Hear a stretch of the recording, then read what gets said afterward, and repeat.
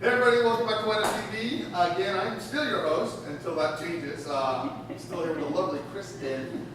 And what we're going to talk about next, and it's kind of fascinating, is a Moscato from Brazil. So when we come back, I'm just going to tell you all about this wine.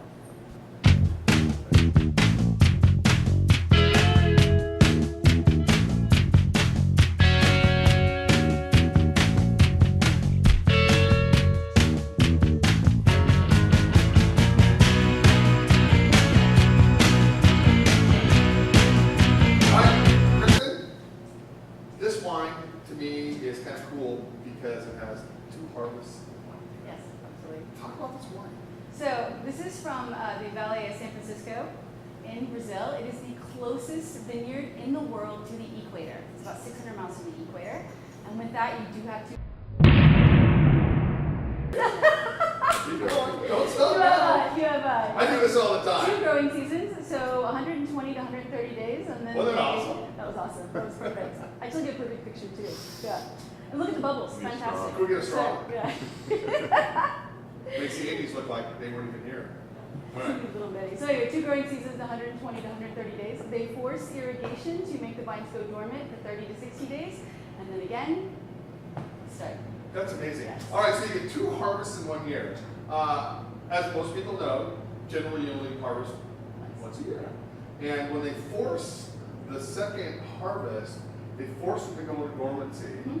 And then they come back and give another crop. I think it's just fascinating. And you know, here's a Moscato from Brazil. Right. You know, Brazil.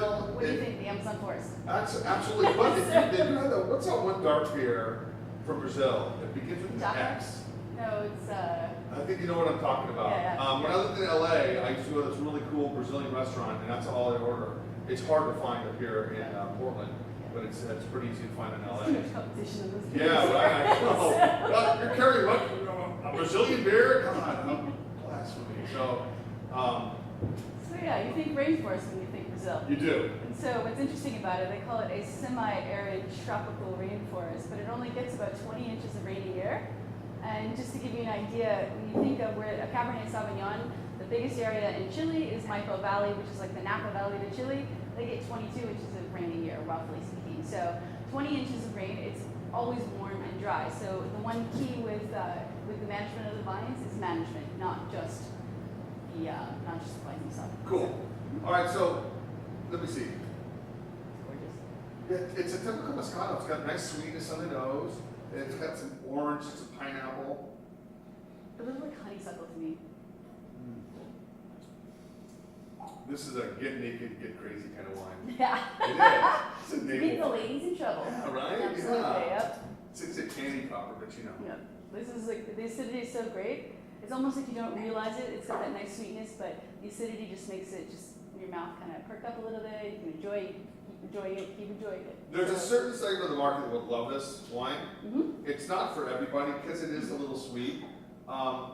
Aperitif, dessert. I'm more of a port guy towards the end of the night anyway, but I can see where this would fit into the market. This is about $14, so it's a little bit more money than the first 2 wines, the still wines. But there's a little bit more cost in producing a sparkling wine, which I get.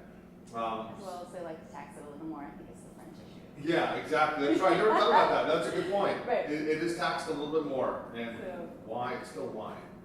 But it's about what, 7.5% alcohol? Yeah, 7.5. So it's at 7.5% alcohol. You can have a whole bottle of wine and not worry about doing much, which I like. Lower alcoholic wine, especially when it comes to the dessert aspect. That's why I love German Riesling. It's just sweet ones are just lower in alcohol, and they're very pleasing on the palate. But yeah, it is. It's a fun wine, and you don't see too many Brazilian wines. No, not at all. It's funny. If you type in Moscato Brazil, sparkling Moscato, this is the first one that pops up. Sure, as it should be. Yep. I bet it's the only one that pops up. Oh, maybe there's others. There's one, and there's another one that I see sometimes, and that's it. Okay. Yeah. But it's not a huge market. It's reminiscent of Carnival because the Carnival that happens in Brazil. Sure. So. You know what? That's a great. Yeah, this would be great down at your party, having a good time. This is their version of champagne, right? So to speak. All right. So you're here in Portland. How much longer are you here for? A couple more days. A couple more hours. A couple more hours. Yeah, and then off to Seattle. I always love to catch these for that, but I always live somewhere else besides here. Palm Bay International should be proud. You're a great employee. And you're a good brand manager, and it's always nice to see you. We need to mention Angela Scott. She's the Oh. brand manager. Yeah. Angela's Yeah. gonna be on. Hey, we gotta do some shows, Angela. Yeah, absolutely. All right. So one of the things I do want to, there is a Facebook page and we're running a competition. We have an app, it's a terraandina app called the Moustacher, so it's Moustacher.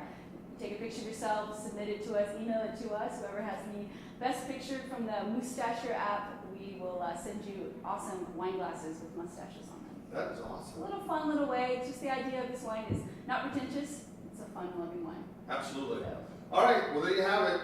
The lovely Kristen, again, down from Boulder, Colorado. Have a safe winter. You ski? yes, of course. Of course you do. We got, yeah. I know, Yeah. right? I ski. And I'm ready look for at her. it. She's like a good-looking ski bum, isn't she? All right, guys. Thank you so much. And then pick some of this up if you can find it. I'll be carrying it here in the shop. So that's it. That's all I got to say. Have a great afternoon. Thank you.